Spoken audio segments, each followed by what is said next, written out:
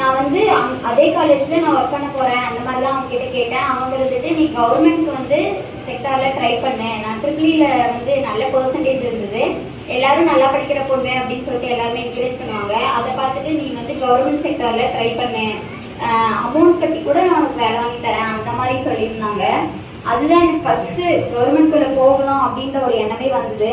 அதுக்கப்புறம் அங்கே எங்கள் ஊரில் சரவணன் சொல்லிட்டு ஒரு அண்ணா இருக்காங்க. அவங்க டெய்லி வாக்கிங் போவாங்க. அவங்க வந்து சொல்லுவாங்க, நீ நல்லா படிக்கிற பொண்ணுக்குன்னு நல்லா படிக்கணும், என்னோட பர்சன்டேஜ்லாம் அவருக்கு தெரியும், இந்த மாதிரி டிஎன்பிசி இருக்கு அப்படின்னு சொல்லிட்டு அவர் தான் ஃபர்ஸ்ட் சொன்னார். நான் ட்ரிபிள்இ முடிச்சதுனால நான் இபியில் தான் ஏதாவது ட்ரை பண்ணலாம் அப்படின்னு சொல்லிட்டு நான் பண்ணிட்டு இருந்தேன். ஆனால் அதில் எனக்கு எந்த ஒரு கைடன்ஸுமே இல்லை, எப்படி எக்ஸாமு எதுவுமே தெரியாது.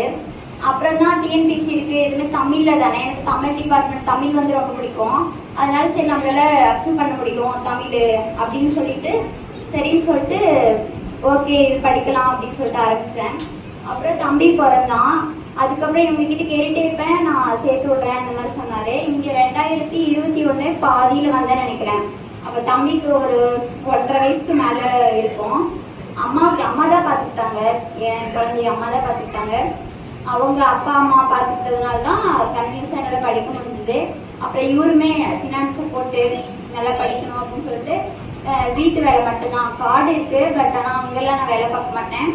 வீட்டு வேலை பார்த்துட்டு படிச்சது நான் கரெக்டாக இது மாதிரி தான் பண்ணிட்டு இருந்தேன். கண்டினியூஸாக பண்ணதுனால 2022 அட்டெம்ப்ட் நான் எழுதினேன். அதில் வந்து நானே மிஸ்டேக் பண்ணிட்டேன். ஒரு 1/4 மணி நேரத்துக்கு முன்னாடி டைம் முடிஞ்சிச்சுன்னு சொல்லிட்டு நிறைய கொஸ்டினுக்கு நான் படிச்சு பார்க்காம பிஆர்ஷன் மாதிரி ஷேர் பண்ணிட்டேன். எனக்கு அப்பயே தெரியாது வராதுன்ட்டு. இருந்தாலும் சரி வந்துடும், ஒரு பாடலில் நம்ம ஒரு வேலைக்கு போயிடலாம் அந்த மாதிரி இருந்தது. சரி வரல அப்படின்னோடனே லாஸ்ட்டாக வந்து நான் தப்பு பண்ணேன்னு தெரியும், இருந்தாலும் சரி அவ்வளோதான் நம்ம டைம் முடிஞ்சிச்சு, அதுக்கு இதுக்கு மேலே நம்ம படிக்க முடியுமா என்னன்னு தெரியல அந்த மாதிரி தோண ஆரம்பிச்சுது. அப்போதான் சாருக்கு கால் பண்ணேன், ரமேஷ் சாருக்கு. சார் இந்த மாதிரி நான் மறுபடியும் வரல சார் அந்த மாதிரிலாம் சொன்னேன். சாருமே லாஸ்ட்டாக சொல்லியிருந்தாரு, கண்டிப்பாக நீ வேலைக்கு போயிடுவோமா அந்த மாதிரி சொல்லியிருந்தாரு. ஏதோ ஒரு வேலை லாஸ்ட்டாக நமக்கு கிடைச்சிடுன்ற மாதிரி இருந்தது. அப்போ இருந்துட்டு இல்லைம்மா உனக்கு இப்போ வந்து ஏதோ ஒரு வேலை கிடைக்கும், கண்டிப்பாக நீ விடாமல் பண்ணினா இதோட நல்ல போஸ்டிங்காக உனக்கு கடவுள் கொடுப்பாரு அப்படின்ற ஒரு என்கரேஜ்க்காக தான் கொடுத்தாரு. உண்மையிலே என்னோட பெஸ்ட் டீச்சர் அப்படின்னா ரமேஷ் சார் தான். அவர் இல்லைன்னா நான் இந்த இடத்துல இல்லை.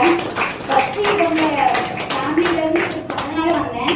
இதுக்கப்புறம் இங்கே ஒவ்வொரு தூண்டுதலுமே ரமேஷ் சார் தான். உண்மையிலே என்னோட ஃபர்ஸ்ட் கார்டுன்னா அது சார் தான் சொல்லணும். ஏன்னா ஒவ்வொரு டைமே அவ்வளோ என்கரேஜ் பண்ணுறாரு, கண்டிப்பாக முடியும், எல்லாருக்கும் அந்த மனசு வராது. நான் கூட பார்க்கும்போது கண்டிப்பாக நீ வியூ ஆயிடுமா, ஏன்னா இதில் பெரிய போஸ்ட் அதுதான் அப்படின்ற மாதிரி நானும் நினச்சிட்டு இருந்தேன். அதை எடுக்கலாம்னு நான் இருந்தேன். அப்போ